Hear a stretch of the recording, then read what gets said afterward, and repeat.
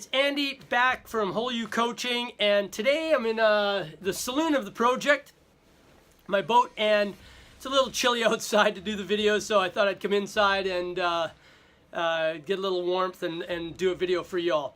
Now, you'll remember in the video series so far that we've covered setting the goal, making it simple, not easy, just chomping it down so that it's achievable in that 3 to 6 month timeline, maybe a year if you have to. Also, then we looked at building the plan, making sure you got milestones, that are out in front of you so that you can, see that you're making progress and that they have to be measurable. You can't just think you're feeling them. You actually have to be able to time it, measure it, tape it, weigh it, etc. Then we talked about how to clear the pathway. Get rid of all your limiting beliefs, all of your preconceived notions about success and failure and how this is going to go. You have to empty out that bag. Just dump that sucker out on the ground. Even if there's some good stuff in there, we can always pick it up again later. But get rid of it for now. It's useless to us when we start because we need to have an open mind, be able to think outside the box to create a successful pathway. Okay? That leads us to the fourth part, which I call the daily 5. Now, these are 5 things you need to do every day to ensure your success. And to me, this is the engine of success for you. Okay, if you can get these daily 5 down, no matter what you do, you will tackle it with confidence and achievement and success, and it'll be great.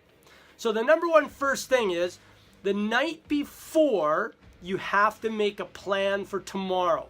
I know everybody gets up in the morning and they make their to-do list, but your brain hasn't had time to figure out how to do it, how to make it successful, how to come up with ideas. So we really need to make the plan the night before, okay? Now, some keys to the plan.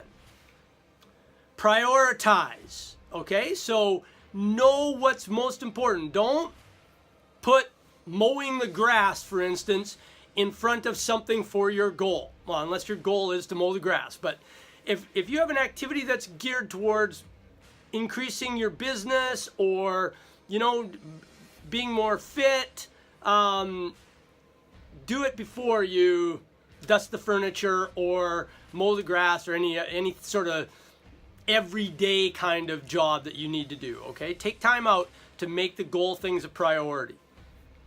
2, only plan what you can successfully achieve tomorrow. So don't put 100 things on the list, right? Failure breeds failure. Success breeds success.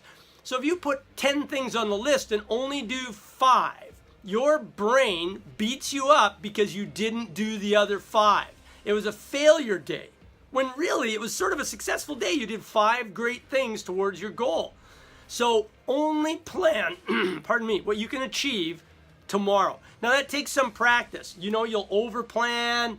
Know that the next day, shrink your plan up a little bit so that you can achieve it. You're better off to be slightly underplanned and have to add more stuff than you are to be overplanned and be in a failure mode, failure mode, failure mode, failure mode, failure mode. How many people here that I'm talking to right now have had things on their to-do list every day, the same thing, and you just never get to it, right?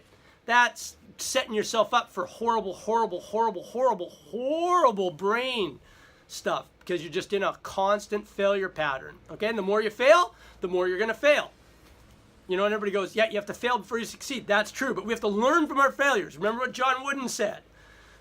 Failure itself isn't fatal, but continuing to fail probably will be. Okay, so don't keep making the same problems. So build that plan. Do it the night before. Plan only what you can achieve in that day. Okay, and that's a hard thing. So make the plan. Then you need to visualize the plan being successful tomorrow. So take a few minutes, let your brain in the evening walk through that plan and see yourself being successful with it. You don't need to see every detail. And if you're wondering more about visualization, Rachel has done a whole video on visualization recently, and we also do some work with clients on visualization. So go to those things if you want more information. Visualization is really your brain walking through it, seeing yourself be successful, and you need to make it as real as possible for yourself. See it, smell it, taste it, all those things. Okay, so plan it, visualize it. Now, you wake up in the morning and, we need to get going on the whole thing. So, we really, really, really, really, really, really need to get going. So we should wake up with some positive affirmations for ourselves. Okay, so each person has different affirmations, and there's lots of information on our website and stuff about affirmations.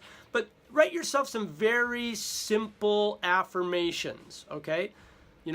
That you can just say in the morning to get yourself going. It's also a good time to let your brain revisit your plan, okay? So that you reaffirm the plan in your head. So plan it the night before, visualize it the night before, get up in the morning and do some affirmations and some revisiting of the plan. That's number 3.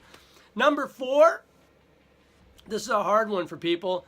You have to actually work your plan. You can't just plan and then do something totally different. That's what a lot of people do. Planning for planning's sake is a waste of time and effort and brain power and everything else. So make your plan, work your plan. The only way to know if your plan is going to be successful is if you actually do the work of your plan.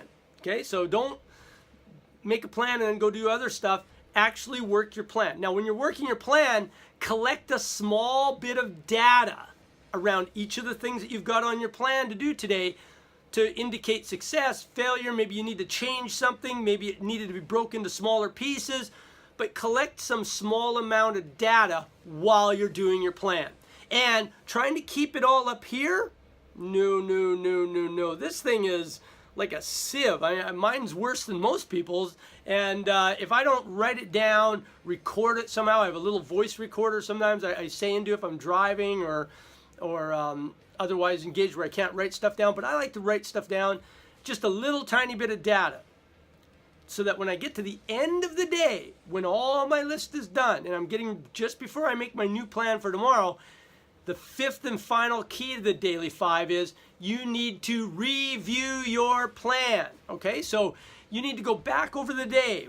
Did I do all the things on my list? Was I successful? What needs to change for tomorrow? Those 3 things they need to go over.